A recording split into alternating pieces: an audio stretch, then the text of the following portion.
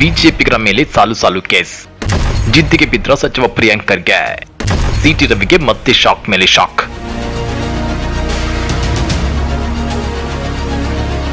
ರಾಜ್ಯ ಬಿಜೆಪಿ ನಾಯಕರ ಮೇಲೆ ಸಾಲು ಸಾಲು ಕೇಸ್ಗಳು ಬೀಳ್ತಾ ಇವೆ. ಕೋಮು ಸೌಹಾರ್ದತೆಯನ್ನ ಕದಡುವಂತ, ಸಮಾಜದ ಸ್ವಾಸ್ಥ್ಯ ಕದಡುವಂತ ನಾಯಕರ ಬಾಯಿಗೆ ಬೀಗ ಹಾಕೋಕೆ ಗೃಹ ಸಚಿವ ಪ್ರಿಯಾಂಕ್ ಖರ್ಗೆ ಕಂಕಣ ತೊಟ್ಟಂತೆ ಕಂಡು ಬರ್ತಿದೆ. ಜೊತೆಗೆ ಬಿಜೆಪಿ ನಾಯಕರ ವಿರುದ್ಧ ಹಿಗ್ಗಮುಗ್ಗ ವಾಗ್ದಾಳಿ ನಡೆಸಿದ್ದಾರೆ. ಹಾಗಾದ್ರೆ ಬಿಜೆಪಿಗರಿಗೆ ಕೇಸ್ ಹಾಕದೆ ಮುದ್ದು ಮಾಡಿ ಲಾಲಿ ಹಾಡುತ್ತಾ ಮಲಗಿಸಬೇಕಾ? ಹೀಗಂತ ಗೃಹ ಸಚಿವ ಪ್ರಿಯಾಂಕ್ ಖರ್ಗೆ ಕೆಂಡ ಕರೆದಿದ್ದಕ್ಕೆ ಗೊತ್ತಾ? ಅದನ್ನ ಡೀಟೇಲ್ ಆಗಿ ತೋರಿಸ್ತೇವೆ. ಆದ್ರೆ ಅದಕ್ಕಿಂತ ಮೊದಲು ಹಲೋ ಕನ್ನಡ ಯೂಟ್ಯೂಬ್ ಚಾನೆಲ್ ಅನ್ನ ಸಬ್ಸ್ಕ್ರೈಬ್ ಮಾಡ್ಕೊಳ್ಳಿ. ಹಾಗೇನೆ ಪಕ್ಕದಲ್ಲಿರೋ ಬೆಲ್ ಬಟನ್ ಅನ್ನು ಪ್ರೆಸ್ ಮಾಡಿ. ಬಿಜೆಪಿ ಎಂಎಲ್ಸಿ ಸಿಟಿ ರವಿ ಅವರು ಕಾಂಗ್ರೆಸ್ ವಿರುದ್ಧ ಬಿಡೋ ಬಾಣ ಬಿರುಸುಗಳು ಒಂದೊಂದಲ್ಲ. ಈ ಹಿಂದೆ ಸಿದ್ದರಾಮಯ್ಯ ವಿರೋಧ ಪಕ್ಷದ ನಾಯಕರಾಗಿದ್ದಾಗ ಬಾಯ್ ಬಿಟ್ರೆ ಸಿದ್ದರಾಮುಲ್ಲಕ್ಕನಂತ ಟೀಕಿಸುತ್ತಿದ್ರು.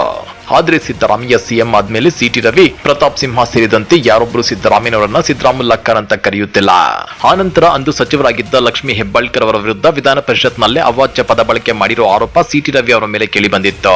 ಆದ್ರೆ ಆ ಕೇಸ್ ಸ್ಟ್ಯಾಂಡ್ ಆಗ್ಲಿಲ್ಲ. ಇದರ ಬೆನ್ನಲ್ಲೇ ಕೆಲ ದಿನಗಳ ಹಿಂದೆ ನೀಟ್ ಪರೀಕ್ಷಾ ಅಕ್ರಮದ ಪ್ರತಿಭಟನೆಗೂ ಮುಲ್ಲಾಗೂ ಏನ್ ಸಂಬಂಧ ಅಂತ ಕೇಳಿದ್ದ ಸಿಟಿ ರವಿ ಭಾರಿ ವಿವಾದಕ್ಕೆ ಸಿಲುಕಿದ್ರು. ಈ ಕೇಸ್ ಆದ್ರೂ ಸ್ಟ್ಯಾಂಡ್ ಆಗುತ್ತಾ ಅನ್ನೋದನ್ನ ಕಾದು ನೋಡಬೇಕಾಗಿದೆ. ಸಿಟಿ ರವಿ ಅವರು ನಡೆಸುವ ವಾಗ್ದಾಳಿಯಲ್ಲಿ ಹಿಂದೂ ಮುಸ್ಲಿಂ ಪದಗಳು ನೇರವಾಗಿ ಇಲ್ಲದಿದ್ರು ಕೋಮು ಸೌಹಾರ್ದತೆಯನ್ನ ಕದಡುವಂತ ಭಾರಿ ಮಸಾಲೆಯಂತೂ ಇದ್ದೇ ಇರುತ್ತೆ. ಇನ್ನ ಇಂಟ್ರೆಸ್ಟಿಂಗ್ ವಿಷಯ ಏನಂದ್ರೆ ಸಿಟಿ ರವಿ ಅವರ ರೀತಿಯಲ್ಲೇ ಕೆಲ ಬಿಜೆಪಿ ನಾಯಕರು ಆಗಿಂದಾಗ್ಗೆ ಕೋಮು ಸೌಹಾರ್ದತೆಯನ್ನ ಕದಡುವಂತ ಹೇಳಿಕೆಗಳನ್ನ ಕೊಡ್ತಾ ಬರ್ತಿದ್ದಾರೆ. ಅದೆಲ್ಲವನ್ನು ಅತ್ಯಂತ ಸೂಕ್ಷ್ಮವಾಗಿ ಗಮನಿಸುತ್ತಿರುವ ಗೃಹ ಸಚಿವ ಪ್ರಿಯಾಂಕ್ ಖರ್ಗೆ ಈ ಸಲ ಸಾಲು ಸಾಲು ಬಿಜೆಪಿ ನಾಯಕರ ವಿರುದ್ಧ ಎಫ್ಐಆರ್ ದಾಖಲಾಗುವಂತೆ ನೋಡಿಕೊಳ್ತಿದ್ದಾರೆ. ಕಣಕಣದಲ್ಲೂ ಸಮಾಜ ಘಾತುಕತೆಯನ್ನ ಮೈಗೂಡಿಸಿಕೊಂಡಿರುವ ಬಿಜೆಪಿಗರಿಗೆ ಕೇಸ್ ಹಾಕದೆ ಮುದ್ದು ಮಾಡಿ ಲಾಲಿ ಹಾಡುತ್ತಾ ಮಲಗಿಸಬೇಕೆ ಅಂತ ಗೃಹ ಸಚಿವ ಪ್ರಿಯಾಂಕ್ ಖರ್ಗೆ ಹೇಳಿರೋದು ಇದೀಗ ಭಾರಿ ಚರ್ಚೆಗೆ ಗ್ರಾಸವಾಗಿದೆ. ನಿಮ್ಗೆ ಗೊತ್ತಿರಲಿ, ಇತ್ತೀಚೆಗೆ ಬರೀ ಸಿಟಿ ರವಿ ಅವರ ಮೇಲಷ್ಟೇ ಎಫ್ಐಆರ್ ಬಿದ್ದಿಲ್ಲ. ಉಡುಪಿಯಲ್ಲಿ ಶಾಸಕ ಯಶ್ಪಾಲ್ ಸುವರ್ಣ ವಿರುದ್ಧ ಕೂಡ ಕೇಸ್ ಬಿದ್ದಿದೆ. ಇದು ಶಾಸಕ ಭರತ್ ಶೆಟ್ಟಿ ಅವರಂತಹ ಫೈರ್ ಬ್ರ್ಯಾಂಡ್ ನಾಯಕರಿಗೂ ಬಿಗ್ ಶಾಕ್ ಕೊಟ್ಟಿದೆ. ಅಷ್ಟಕ್ಕೂ ಏನಿದು ರಂಪಾಟ?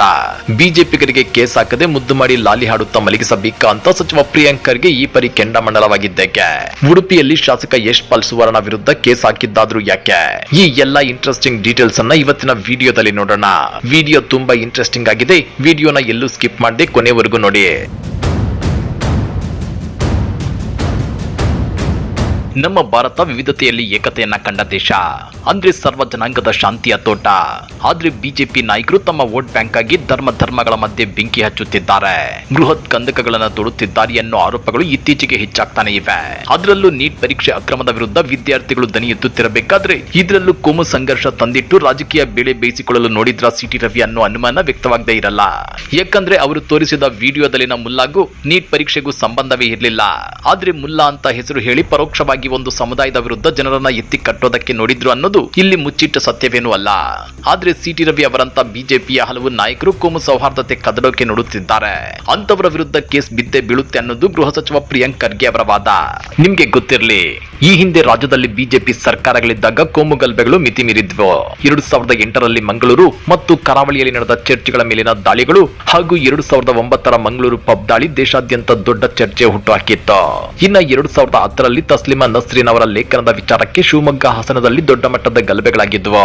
ಇತ್ತೀಚಿನ ಅವಧಿಗೆ ಅಂದ್ರೆ 2020ರಲ್ಲಿ ಡಿಜೆ ಹಳ್ಳಿ, ಕೆಜಿ ಹಳ್ಳಿಗಳಲ್ಲಿ ನಡೆದ ಹಿಂಸಾಚಾರ, 2022ರಲ್ಲಿ ಶಿವಮೊಗ್ಗದಲ್ಲಿ ಬಜರಂಗ ದಳ ಹರ್ಷ ಕೊಲೆ ಮತ್ತು ಹುಬ್ಬಳ್ಳಿ ಪೊಲೀಸ್ ಠಾಣೆ ಮೇಲಿನ ದಾಳಿಗಳು ತೀವ್ರ ಉದ್ವಿಗ್ನತೆ ಸೃಷ್ಟಿ ಮಾಡಿದ್ವು.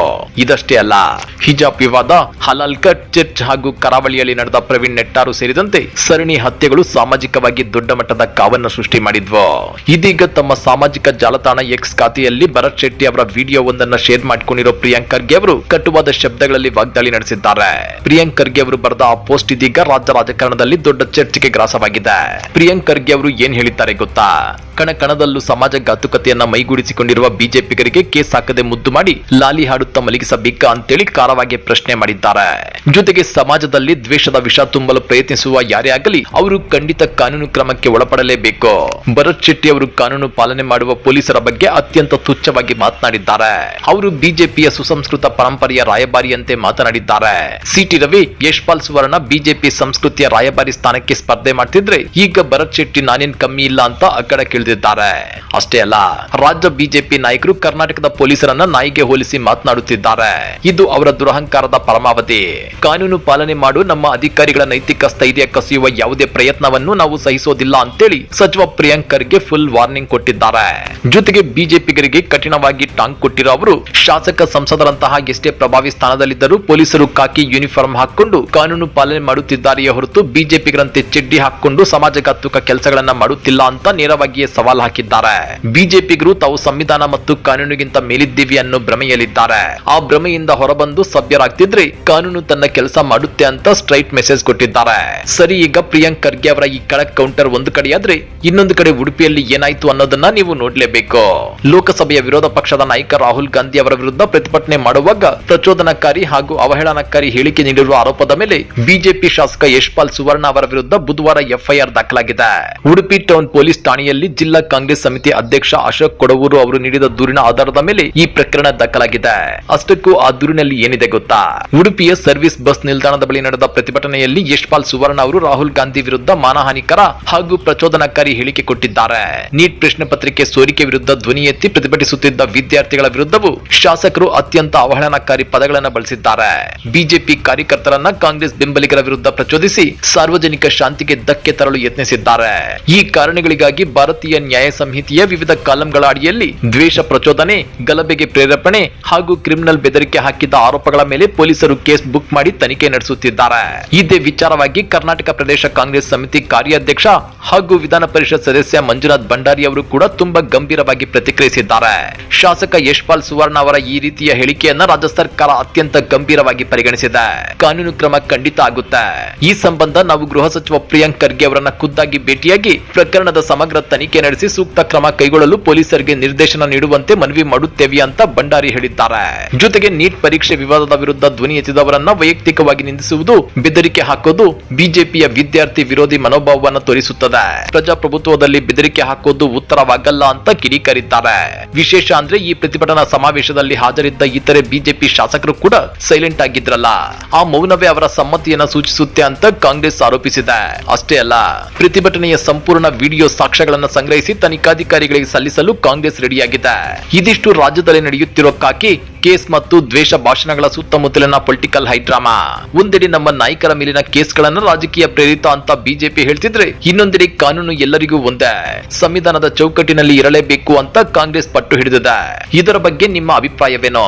ಸಚಿವ ಪ್ರಿಯಾಂಕ್ ಖರ್ಗೆ ಅವರ ಈ ನಡೆ ಸರಿಯಾಗಿದೆಯಾ ಅಥವಾ ಬಿಜೆಪಿ ನಾಯಕರ ಹೇಳಿಕೆಗಳ ಬಗ್ಗೆ ನಿಮ್ಮ ಅನಿಸಿಕೆ ಏನೋ? ಪ್ರತಿಯೊಬ್ಬರು ಕೆಳಗಡೆ ಕಮೆಂಟ್ ಬಾಕ್ಸ್ ನಲ್ಲಿ ನಿಮ್ಮ ಅನಿಸಿಕೆಯನ್ನ ತಪ್ಪದೆ ಶೇರ್ ಮಾಡಿ. ವಿಡಿಯೋ ಇಷ್ಟ ಆಗಿದ್ರೆ ಲೈಕ್ ಮಾಡಿ, ನಿಮ್ಮ ಫ್ರೆಂಡ್ಸ್ ಜೊತೆಗೂ ಶೇರ್ ಮಾಡಿ. ಮುಂದಿನ ಇಂಟ್ರೆಸ್ಟಿಂಗ್ ಪೊಲಿಟಿಕಲ್ ಅಪ್ಡೇಟ್ಸ್ ಗಳೊಂದಿಗೆ ಮತ್ತೆ ಸಿಗೋಣ. ಅಲ್ಲಿಯವರೆಗೂ ನೋಡ್ತಾ ಇರಿ ನಿಮ್ಮ ಹಲೋ ಕನ್ನಡ. ಧನ್ಯವಾದಗಳು. ಜೈ ಹಿಂದ್, ಜೈ ಕರ್ನಾಟಕ.